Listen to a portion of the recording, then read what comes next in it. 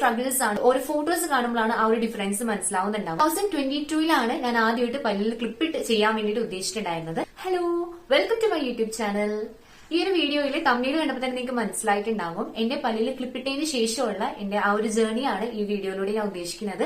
Around ആ ഒരു journey തന്നെ പറയാൻ പറ്റും. കാരണം ഓൾമോസ്റ്റ് ഒരു 2.5 years ആയി പല്ലിൽ ക്ലിപ്പിട്ടിട്ട്. അപ്പൊ ഇതുവരെയുള്ള എക്സ്പീരിയൻസ് എന്തൊക്കെയായിരുന്നു, പല്ലിൽ ക്ലിപ്പിട്ടതിന് ശേഷം നമുക്ക് പെയിൻ ഉണ്ടാകുമോ, ഇതുവരെയുള്ള പ്രൊസീജിയേഴ്സ് എന്തൊക്കെയാണ്, ഏതെങ്കിലും അപ്പോയിന്റ്മെന്റ് സ്കിപ്പ് ചെയ്തിട്ടുണ്ട് എന്തൊക്കെ സംഭവിക്കാം, അതുപോലെ പല്ല് നമുക്ക് എത്രത്തോളം എടുക്കേണ്ടി വരും, എടുത്തതിന് ശേഷമുള്ള പെയിൻഫുൾ ആയിട്ടുള്ള ജേർണി ആണോ, അതുപോലെ തന്നെ എന്തൊക്കെ സ്ട്രഗിൾസ് ആണ്, എന്തൊക്കെ കാര്യങ്ങൾ നമ്മൾ ശ്രദ്ധിക്കേണ്ടി വരും പല്ലിൽ ക്ലിപ്പിട്ട് കഴിഞ്ഞിട്ടുണ്ട്. ഇങ്ങനെയുള്ള കാര്യങ്ങളൊക്കെ ഞാൻ ഡീറ്റെയിൽ ആയിട്ട് വീഡിയോ ചെയ്യുന്നുണ്ടായിരിക്കും. ഞാൻ ഇതൊരു പാർട്ടായിട്ട് ചെയ്യുന്നുള്ളൂ. കാരണം ഒരുപാട് ലെങ്തി ആയിട്ടുണ്ടെന്നുണ്ടെങ്കിൽ ഭയങ്കര ബുദ്ധിമുട്ടായിരിക്കും. അതുകൊണ്ട് തന്നെ ഞാൻ പാർട്ടായിട്ടായിരിക്കും ചെയ്യുന്നത്.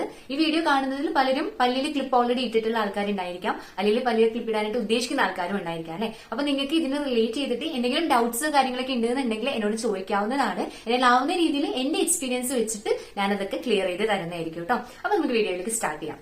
അങ്ങനെ 2022 ഞാൻ ആദ്യമായിട്ട് പല്ലിൽ ക്ലിപ്പിട്ട് ചെയ്യാൻ വേണ്ടിയിട്ട് ഉദ്ദേശിച്ചിട്ടുണ്ടായിരുന്നത്. എന്തുകൊണ്ടിട്ടാണ് ക്ലിപ്പിടാനായിട്ട് ഉദ്ദേശിച്ചത് വെച്ചിട്ടുണ്ടെങ്കിൽ, ഞാൻ കുറച്ച് ലീൻ ആയിരിക്കുന്ന സമയത്ത്, അതായത് ചിലപ്പോഴൊക്കെ ഒരുപാട് കവിളൊക്കെ ഒട്ടിയിരിക്കുന്ന സമയത്ത് ഞാൻ ചിരിക്കുമ്പോൾ എനിക്ക് പ്രത്യേകിച്ച് നേരിട്ട് കണ്ടാൽ മനസ്സിലാവില്ലെങ്കിലും ചിലപ്പോഴൊക്കെ നമ്മൾ ഓരോ ഫോട്ടോസ് കാണുമ്പോഴാണ് ആ ഒരു ഡിഫറൻസ് മനസ്സിലാവുന്നുണ്ടാവുക. പല്ലിൽ ചെറുതായിട്ട് ഉന്തിയൊരു ഫീൽ ഉണ്ടായിരിക്കും.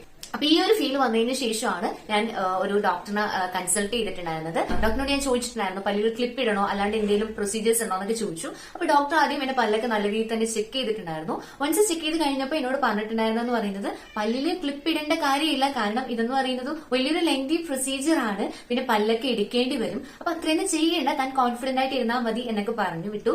പക്ഷേ എന്റെ ഒരു സമാധാനത്തിന് വേണ്ടിയിട്ട് എനിക്ക് ആ സമയത്ത് വീട്ടിലൊന്നും വലിയ സപ്പോർട്ടൊന്നും ഉണ്ടായിരുന്നില്ല പല്ലിൽ ക്ലിപ്പ് ഇടണം എന്ന് പറഞ്ഞപ്പോ. പക്ഷെ എന്നാലും എനിക്ക് പല്ലിൽ ക്ലിപ്പിട്ടേ പറ്റുള്ളൂ എന്നുള്ള എന്റെ നിർബന്ധം കൊണ്ടിട്ടാണ് ഞാൻ നെക്സ്റ്റ് അപ്പോയിന്റ്മെന്റിലേക്ക് പോയിട്ടുണ്ടായിരുന്നത്. അങ്ങനെ ഞാൻ വളരെ കോൺഫിഡന്റ് ആയിട്ട് ചെന്നു. അങ്ങനെ പല്ലിൽ ക്ലിപ്പ് ഇടാൻ വേണ്ടിയിട്ട് തുടങ്ങി. ചിലർക്കൊക്കെ എന്ന് പറയുന്നത് ആദ്യം ബ്രാക്കറ്റ്സ്, അതായത് പല്ലിൽ മുത്ത് ഉണ്ടാവുമല്ലോ, അത് മാത്രമായിരിക്കും എക്സ്ട്രാ ഉണ്ടാവുക. പക്ഷെ എനിക്ക് ഫസ്റ്റ് ചെന്നപ്പോൾ തന്നെ ബ്രാക്കറ്റ്സും വയറിങ്ങും ചെയ്തിട്ടുണ്ടായിരുന്നു. അത് മേളിലത്തെ പല്ലിൽ മാത്രമേ ചെയ്തിട്ടുണ്ടായിരുന്നുള്ളൂ കേട്ടോ.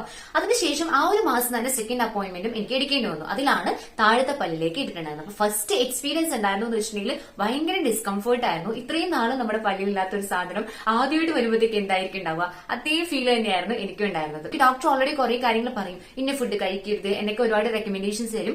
എസ്പെഷ്യലി ഒരുപാട് നമ്മൾ ഹാർഡ് ആയിട്ടുള്ള ഫുഡുകൾ, അതുപോലെ തന്നെ ഒരുപാട് കടിക്കേണ്ടി വരുന്ന ഫുഡ്, ഇതൊക്കെ നമുക്ക് മാക്സിമം അവോയ്ഡ് ചെയ്യുകയാണെന്നുണ്ടെങ്കിൽ ഈ മുത്തുകളൊന്നും പൊട്ടാണ്ട് നമുക്ക് നോക്കാൻ പറ്റും. ഇതാണ് ഏറ്റവും മേജർ ആയിട്ടുള്ള ഒരു ടാസ്ക് ആയിട്ടുണ്ടായിരുന്നത്. അങ്ങനെ ഞാൻ വന്ന ദിവസം ചിക്കൻ ആയിരുന്നു ഉണ്ടായിരുന്നത്. ഓൾമോസ്റ്റ് ഈ പല്ലിൽ ക്ലിപ്പിട്ട് എല്ലാവർക്കും അറിയാവുന്ന കാര്യമാണ്. പല്ലിൽ ക്ലിപ്പിട്ട് കഴിഞ്ഞ് നമ്മൾ വരുന്ന സമയത്ത് വീട്ടിൽ അത്യാവശ്യം നല്ലൊരു ഫുഡ് ഉണ്ടായിരിക്കും. ഈ കാര്യത്തിൽ അതുപോലെ തന്നെയാണ് സംഭവിച്ചത്. പക്ഷെ എനിക്കത് കഴിക്കാനായിട്ട് പറ്റിയിട്ടുണ്ടായിരുന്നില്ല. അന്ന് മുതൽ, അതായത് പല്ലിൽ ക്ലിപ്പിട്ട് അന്ന് മുതൽ തുടങ്ങിയതാണ്. എന്ത് കഴിച്ചാലും ഞാൻ ഇങ്ങനെ പിച്ചി എടുത്തിട്ട് കഴിക്കുന്ന ഒരു ശീലം എനിക്ക് തുടങ്ങിയത് അന്നാണ് കേട്ടോ. കാരണം ഇത്രയും നാളെ നമ്മൾ എന്ത് വേണേലും വലിയ കോൺഷ്യസ് ഒന്നുമല്ല നമ്മൾ കഴിച്ചുകൊണ്ടിരിക്കും. പക്ഷെ പല്ലിൽ ക്ലിപ്പിട്ടതിന് ശേഷമുള്ള ഒരു എക്സ്പീരിയൻസ് എന്ന് പറയുന്നത് ഭയങ്കര ഡിഫറെന്റ് ആയിരുന്നു. എന്ത് കഴിച്ചാലും ഭയങ്കര കോൺഷ്യസ് ആയിട്ട് കഴിക്കുന്ന ഒരു അവസ്ഥ എനിക്ക് ഉണ്ടായിരുന്നു കേട്ടോ. അതിനുശേഷം, അതായത് ഇപ്പൊ അപ്പോയിന്റ്മെന്റ് എന്ന് പറയുന്നത് എത്ര കാലം കൂടുമ്പോഴാന്ന് വെച്ചിട്ടുണ്ടെങ്കിൽ ഡിപ്പെൻസ് ആണ്. ചിലർക്കൊക്കെ ഒരു മാസം തന്നെ 2 തവണയോ 3 തവണയൊക്കെ ചിലപ്പോൾ അപ്പോയിന്റ്മെന്റ് എടുക്കേണ്ടി വരാം. അത് ഡിപ്പെൻഡ് ആണ്. അത് ഓരോരുത്തരുടെ അനുസരിച്ചിരിക്കും, ഓരോ ട്രീറ്റ്മെന്റ് വ്യത്യാസം ഉണ്ടായിരിക്കും.